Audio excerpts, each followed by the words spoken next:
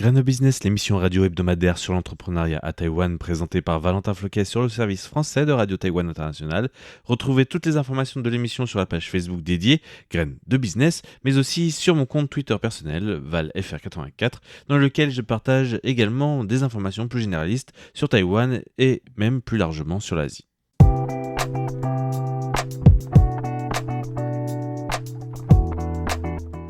Le magazine des jeunes entreprises à Taïwan, Grain de Business.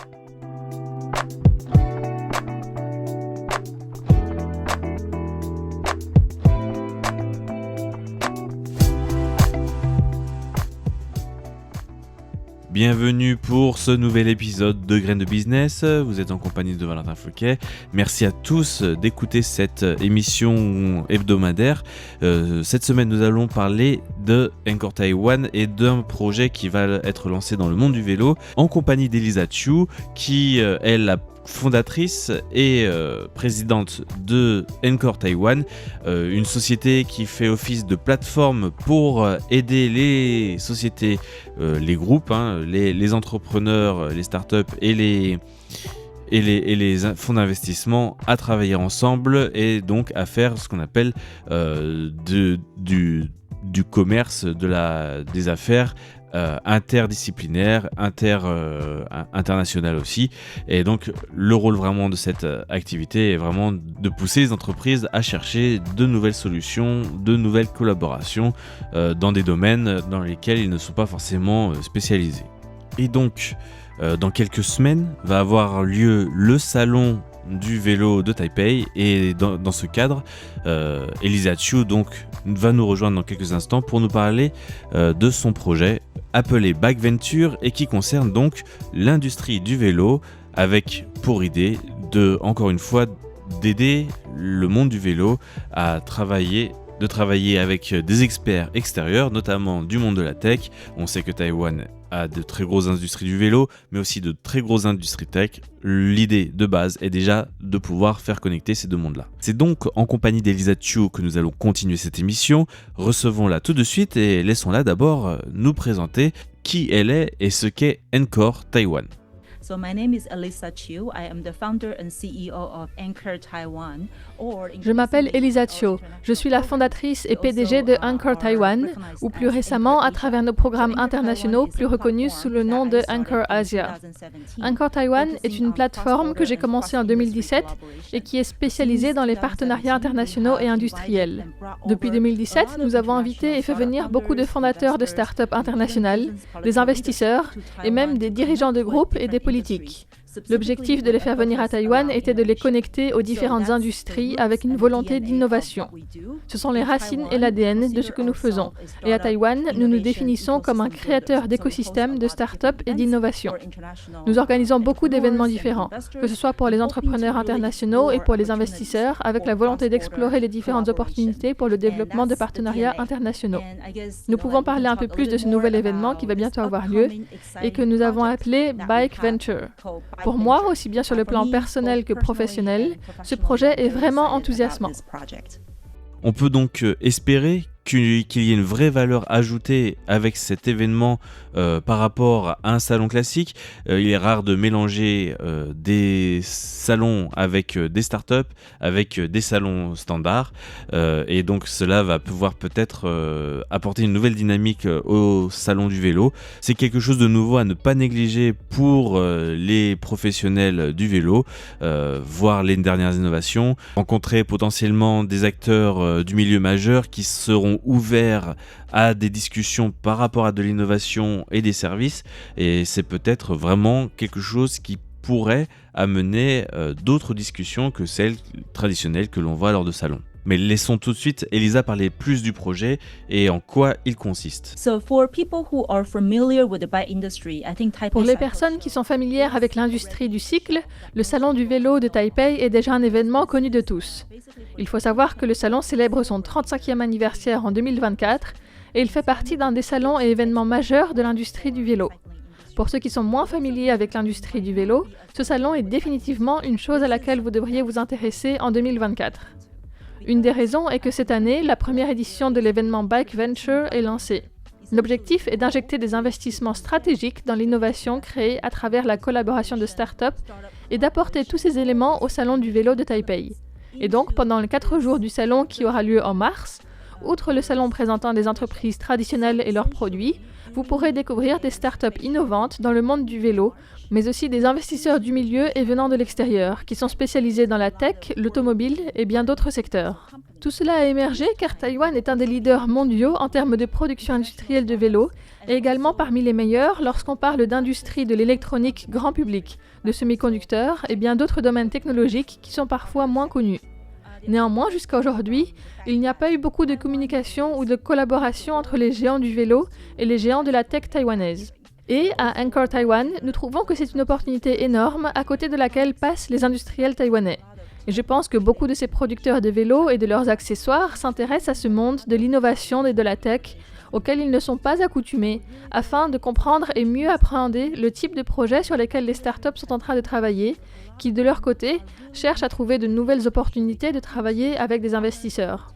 Un des objectifs est donc de réunir les partenaires appropriés et de s'ouvrir aussi sur le monde extérieur pour créer des inventions enthousiasmantes.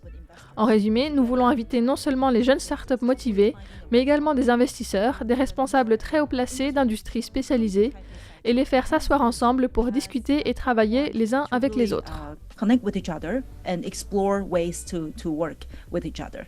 L'événement organisé donc par Anchor Taiwan s'appelle donc Bike Venture.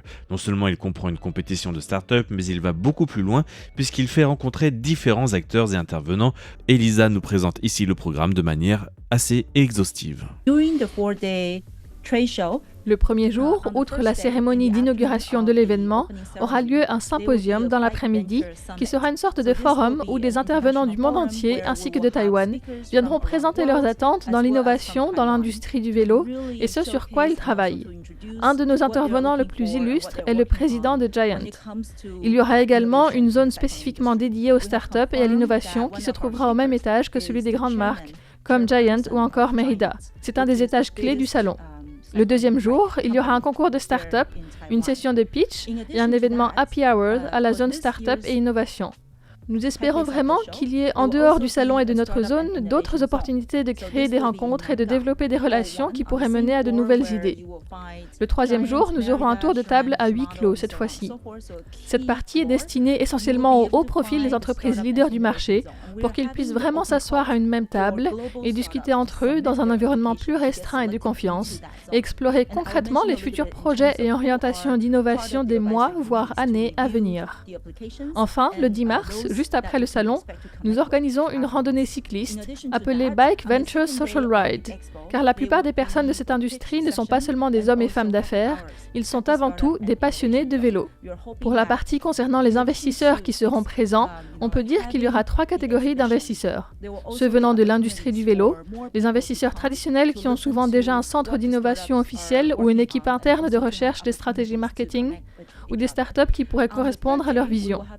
Comme non familier, je peux parler en dehors de Giant, de KMC par exemple, qui est un des leaders mondiaux de la chaîne du vélo et dont l'entreprise est très ouverte à de nouvelles idées et à donner sa chance à de nouvelles startups. La deuxième catégorie d'investisseurs est celle venant du monde de la tech. Il y a par exemple Acer, qui vient de lancer récemment son premier vélo électrique.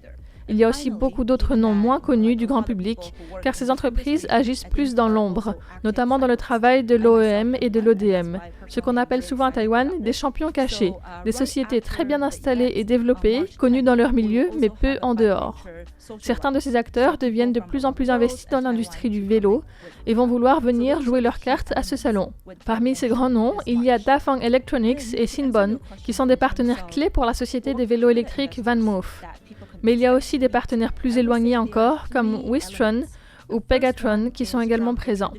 Évidemment, la troisième catégorie inclut l'ensemble des acteurs financiers, que ce soit des business angels ou encore sociétés en capital risque. Il y a plusieurs de ces acteurs qui ont déjà confirmé leur venue, car ils sont très intéressés par mieux connaître l'industrie du vélo et de savoir quel genre de start-up et d'innovation réserve l'industrie du vélo pour le futur. Par exemple, il y a Pump Drive Capital ou Cornerstone Ventures. Toutes ces sociétés ont un certain poids dans le monde de l'investissement et la plupart ont déjà un pied dans le vélo car ils ont déjà investi dans les 2 roues.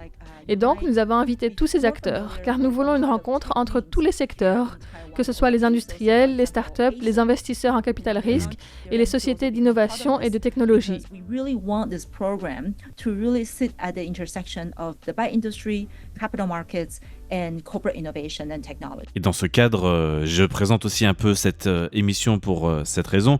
J'aimerais aussi que des startups françaises puissent briller lors de cet événement. Et donc j'ai demandé à Elisa de nous préciser exactement quelles étaient les modalités, qu'est-ce qu'ils attendaient, qu'est-ce qu'ils recherchaient comme startup, comme société, comme innovation qui serait intéressante pour Backventure. Et donc plus ou moins sous quels critères le projet retient les différents dossiers capables de pouvoir être présentés lors de l'événement. Pour s'inscrire à la compétition, il faut principalement répondre à 2 critères.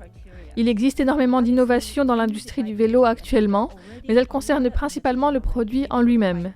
Nous recherchons des innovations particulières qui incluent l'idée d'un besoin de conception demandant un travail de collaboration inter-industrielle.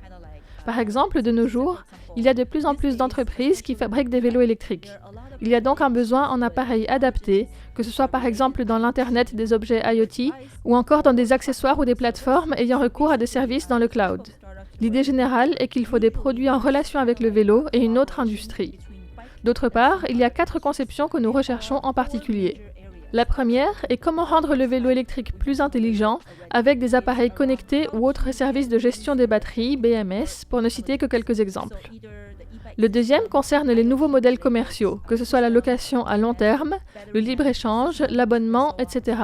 Tout ce qui touche à penser autrement la consommation du vélo que l'achat traditionnel. La troisième concerne le développement des chaînes d'approvisionnement et l'automotion, c'est-à-dire les sociétés de solutions innovantes pour le développement des solutions améliorant les processus de transport ou la gestion des automatisations. Enfin, le dernier se concentre sur le thème ESG, environnement, social et gouvernance. Cela peut concerner l'environnement, que ce soit par exemple pour des solutions dans les matériaux qu'ils se retrouvent dans le vélo ou ses emballages, ou alors la relation entre les usagers et les autorités, que ce soit des améliorations ou autres. Si je dois résumer, nous recherchons des startups avec des concepts très innovants et qui permettent de faire travailler des acteurs qui ne travaillent pas ensemble habituellement, afin que les investisseurs puissent repartir avec des projets potentiels dans lesquels investir.